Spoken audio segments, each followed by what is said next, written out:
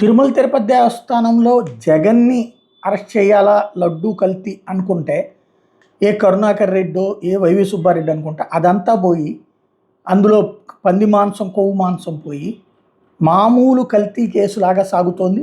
ఇందులో తిరుమల శ్రీవారి లడ్డూ ప్రసాదం తయారీకి కల్తీనేని సరఫరా చేసి డైరీల జాబితాలో మరోటి చేరింది.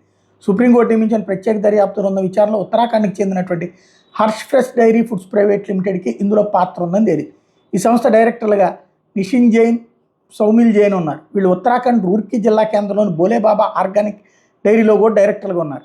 కల్తీనే వ్యవహారం వెలుగు చూశాక తమ బాధ్యతలను తప్పుకుని డ్రైవర్లను డైరెక్టర్గా నియమించారు.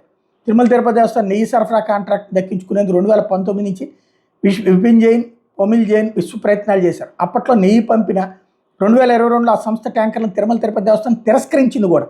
దీంతో పెళ్లకూరు మండలం పనబాకలోని వైష్ణవి డైరీ స్పెషాలిటీస్ ద్వారా సరఫరా కొనసాగించారు. చివరగా తమిళనాడు దిండిగల్లోని ఈఆర్ డైరీని ముందు పెట్టి వ్యవహారం నడిపించారు. దీంతో ఈ 3 డైరీలు ఛార్జ్షీట్లో నిందితులుగా పేర్కొన్నారు. ఇందులో ఎక్కడా రాజకీయం కనిపించట్లేదు.